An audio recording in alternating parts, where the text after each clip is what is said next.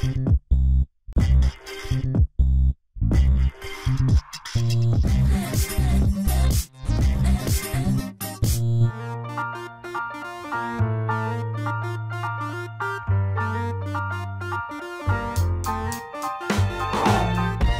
à tous et bienvenue sur Énergie Paris pour cette 4e édition du Challenge Humanitech. Nous sommes ici à la cantine en plein cœur de Paris, la cantine by Silicon Sentier, à l'instar de la Silicon Valley aux États-Unis. Bref, on comprend mieux pourquoi ils ont choisi cet endroit pour organiser l'événement. Un concours qui réunit une centaine d'étudiants appelés à trouver des innovations humanitaires. Durant près d'un quart d'heure, je vous propose de suivre les coulisses et toutes les étapes du concours. Je recevrai dans quelques instants Nicole Gage, celle qui est à l'origine de ce Challenge Humanitech. Mais avant cela, une petite piqûre de rappel s'impose. Le Challenge Humanitech, c'est quoi? La réponse en images.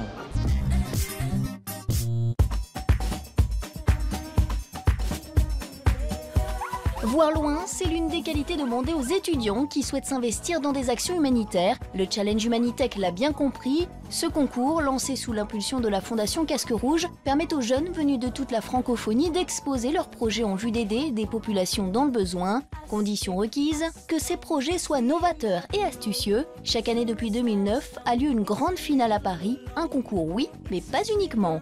Donc pour commencer la journée du Challenge Humanitech, on a voulu proposer un certain nombre d'ateliers aux équipes candidates pour leur permettre de bénéficier du retour d'expérience et des compétences de professionnels de l'innovation, de la création d'entreprises et de l'action humanitaire. De A à Z, de l'idée à la mise en place sur le terrain, par quelle étape on passe, comment on fait et par qui on peut être accompagné.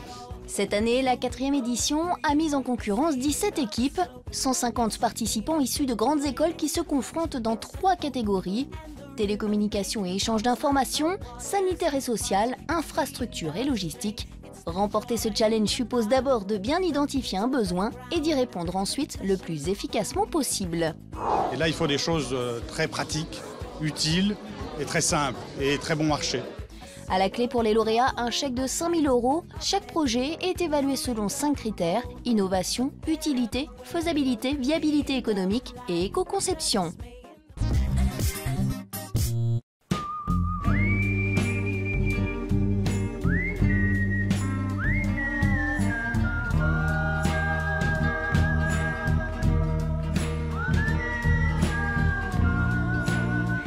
De retour sur le plateau du Challenge Humanitech, je suis avec celle qui en est à l'origine, la présidente de la Fondation Casque Rouge, Nicole Gage. Bonjour Nicole. Bonjour. Alors déjà un mot sur cette 4e édition, est-ce que les étudiants ont répondu à vos attentes?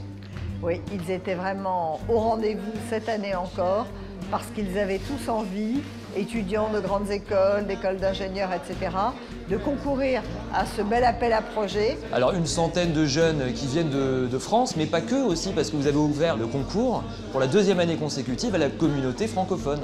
Mais oui, la francophonie, c'est un sujet. Pour moi, en plus, c'est un combat. Et effectivement, d'un certain nombre de pays d'Afrique, des jeunes sont venus pour voilà, nous montrer leur œuvre, leurs projets, etc. C'était extrêmement émouvant. C'est aussi une façon de démocratiser aussi l'action humanitaire, puisque finalement on donne la chance aux jeunes de se mettre pas au même niveau que les ONG et tout ça, mais d'essayer de leur donner envie d'aider. Je crois que partout, il faut que les jeunes s'imposent, prennent leur place, prennent leur marque. Et pour ce qui me concerne, j'ai de très très longue date pensé que à mes côtés, ça le faisait. La preuve, regardez les équipes de la Fondation des Casques Rouges. On est très jeunes. Justement, vous parlez de la Fondation des Casques Rouges que vous présidez. Les Casques Rouges, qu'est-ce qu'on peut en dire? Parce qu'on connaît les Casques Bleus, mais les Casques Rouges, quel est l'objectif de cette fondation? Les Casques Rouges, ce devraient être des frères humanitaires des Casques Bleus. C'est donc pour être plus efficace, plus coordonné, que ces Casques Rouges, cet état-major, viendrait un peu ordonnancer l'action de tous ces humanitaires, de toutes ces associations, de toutes ces agences humanitaires. On va revenir au concours. C'est vrai que les jeunes sont très familiers de ces nouvelles technologies. Et pourtant, en France, on a longtemps voulu diaboliser ces nouvelles technologies en disant qu'elles pouvaient être liberticides ou porter atteinte à certaines libertés individuelles. Mais là, justement, avec ce projet, avec ce challenge, vous essayez de montrer le contraire, c'est ça? Effectivement, c'est précisément pour moi un credo, un leitmotiv, que de vouloir asservir les technologies au service des hommes.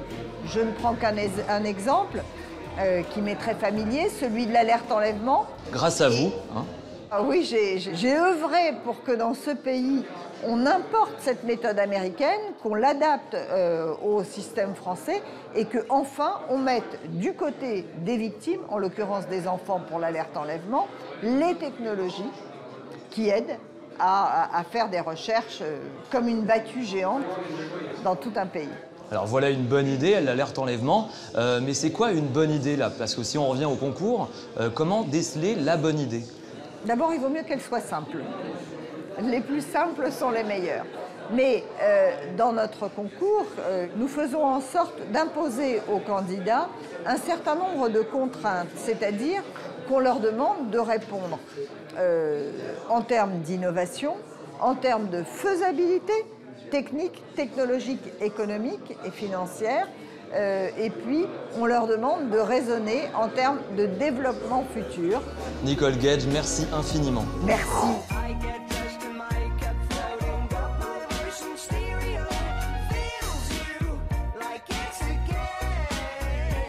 Allez, place aux choses sérieuses, la compétition. Tour d'horizon des projets les plus fous, les plus insolites. Mais il ne suffit pas d'avoir une bonne idée, encore faut-il convaincre le jury. Et c'est là qu'interviennent les professionnels de l'humanitaire qui vont les aider à présenter au mieux leur projet.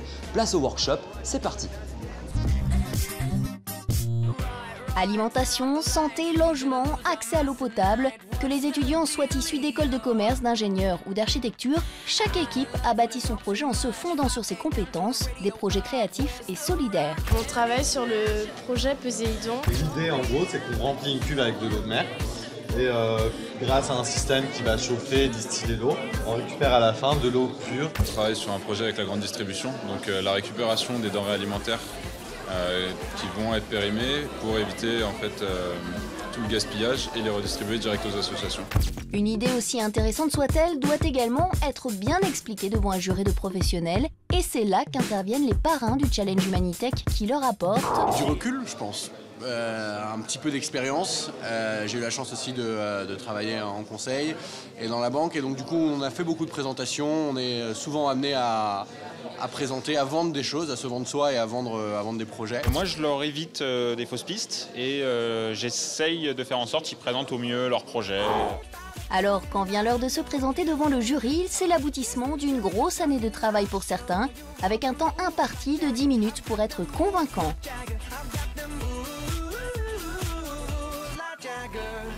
Soulagement à la sortie, les candidats peuvent enfin souffler. On a passé un bon moment et qu'on a pu vraiment exprimer nos idées et donner ce qu'on ressentait et montrer la valeur de notre projet. Pendant ce temps-là, le jury délibère. La tâche n'est pas facile, même si les critères de sélection restent très précis. Parce que l'humanitaire à plusieurs, je trouve que ça prend vraiment son sens. Finalement, le projet Tous contre le choléra a remporté cette édition 2012 du Challenge Humanitech. Il était porté par 2 étudiants de l'ESSEC Cameroun, dont Doris qui se trouvait à Douala et qui a appris la bonne nouvelle par vidéoconférence. Once upon a time I was born without a mother. Covered in fuzz, I was light as a feather. First day of school, I was halfway rancid. Allez, de retour sur le plateau du Challenge Humanitech, on est avec la gagnante qui se trouve à Douala au Cameroun. Mais là, c'est un peu plus compliqué de la voir. Donc en échange, on se retrouve avec John Carp, l'un des membres du jury. Comment ça va, John? Ça va très bien. Alors explique-moi pourquoi avoir choisi Doris plutôt qu'une autre, plutôt qu'un autre projet. Doris, déjà, l'histoire de son projet est assez incroyable. Ça veut dire qu'elle est en ce moment à côté de Douala, dans un village, et ça part vraiment d'un besoin concret. Son projet il s'appelle Tous contre le choléra. Et il faut savoir que, justement, au Cameroun, je n'ai pas les chiffres exacts, mais c'est des milliers de personnes qui meurent du choléra pour des problématiques qui sont très bêtes, c'est-à-dire le traitement de l'eau. Et l'eau, en fait, est le principal facteur de diffusion du choléra. Et aujourd'hui, il existe des outils, mais qui sont très chers pour filtrer l'eau. Et justement, Doris a créé un système assez simple, basé sur des bouteilles en plastique, pour justement traiter l'eau. Et c'est un système qui coûte finalement 5 à 10 fois moins cher que ce qui existe aujourd'hui sur le marché. Nicole Gage disait qu'une bonne idée, il fallait d'abord qu'elle soit simple. Tu penses que c'est simple comme idée, c'est ingénieux? C'est très ingénieux, c'est justement pour ça qu'on l'a choisi, parce que c'est réalisable dès demain. C'est-à-dire que concrètement, elle a déjà élaboré le système et elle va pouvoir dès demain le déployer et le mettre en place justement déjà dans son village, puis au Cameroun en général. Et alors, elle a gagné 5 000 €. À ton avis, qu'est-ce qu'elle va en faire? Est-ce qu'elle a déjà expliqué comment elle allait les utiliser? Ce qu'il faut savoir, c'est que 5 000 €, c'est à la fois très peu et énormément. Et pour ce projet, ça va vraiment lui permettre de faire une première phase pilote. Ça veut dire de déployer une phase de test dans les environs de Douala, justement, et savoir si ce projet est viable pour le déployer de manière plus grande, de plus grande envergure, dans un second temps. Alors les nouvelles technologies au service de l'humain, toi ce que tu fais concrètement, Food Reporter, tu peux me parler un peu de ton projet là? C'est pas du tout dans l'humanitaire, mais tu utilises les nouvelles technologies. Voilà, ce qui est drôle, c'est vrai que moi je viens pas du monde de l'humanitaire, mais plus du milieu technologique, c'est-à-dire qu'on a lancé Food Reporter il y a 1 an. En fait, Food Reporter, c'est à la base une application sur mobile et aussi un site web où on prend en photo ce qu'on mange et on le partage. Et à partir de ça, en fait, c'est devenu un guide. Ça veut dire que n'importe qui a l'application va se géolocaliser, taper le mot-clé cookies, macarons, et voir dans le quartier les plus belles photos de macarons et les meilleurs macarons du quartier. Et donc on a lancé ça il y a 1 an, on a maintenant plus de 100 000 utilisateurs sur le réseau. Alors pour conclure, qu'est-ce qu'on peut dire de cette journée? Est-ce que tu as vu beaucoup de projets? Et surtout, est-ce que tu es optimiste quand tu vois tous ces jeunes qui réalisent des choses incroyables, quoi? Honnêtement, c'est la première fois que je participe au challenge et je suis ébahi, c'est exceptionnel. Là, c'est un projet parmi 17 qui ont été présentés et les 17 valaient vraiment le coup. Il y a une énergie incroyable. J'ai dit, il y a des gens d'Afrique, il y a des gens de partout en France qui ont porté des projets, des étudiants et honnêtement, ça rend optimiste. Bah, merci John. Merci à vous.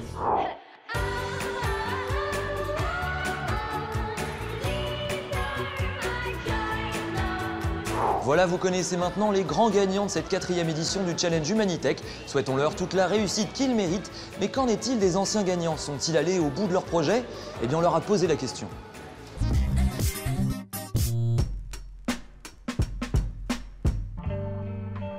Un carton après l'autre, les lauréats du Challenge 2010 ont vu leur projet se développer pour s'installer durablement dans le paysage humanitaire. Julien et son équipe avaient une idée simple, construire des lits de fortune à partir d'un matériau recyclable et très peu cher, le carton. Après 2 ans de développement, le projet est une vraie réussite. Il est plébiscité par de grandes organisations humanitaires. Un succès rendu possible grâce au coup de pouce de ce challenge. Le challenge était une première étape pour assurer la crédibilité de l'entreprise. C'était un label qui nous avait ouvert les portes du monde humanitaire, les portes d'autres organismes de financement notamment, et donc ça nous a donné beaucoup de crédibilité. On travaille maintenant avec des grandes organisations pour être référencés et pour fournir nos lits partout dans le monde.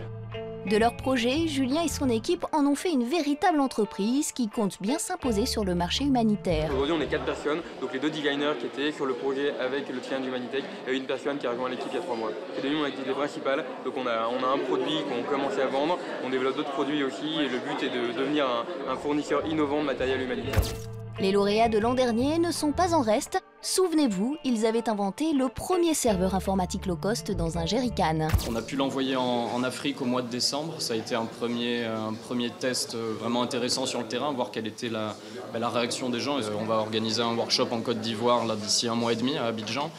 C'est formidable qu'il y ait des gens qui aient pu voir qu'ils pouvaient eux-mêmes s'approprier le concept. Leur prochain objectif, faire partager leur savoir en proposant un mode d'emploi pour créer soi-même un ordinateur à partir d'éléments électroniques recyclés. Et à partir de là, des gens qui sont en Afrique, en Asie, en Amérique du Sud, peu importe, qui ont à disposition des petites pièces d'ordinateur qu'ils ont récupérées à droite à gauche, pourront recréer un ordinateur, que ce soit pour des écoles ou pour des télécentres, c'est-à-dire des cybercafés communautaires locaux où des gens viennent justement chercher un accès à Internet. Plus qu'un simple brainstorming, le Challenge Humanitech permet aussi aux jeunes de trouver leur vocation. Et c'est peut-être là que réside le succès de ce concours.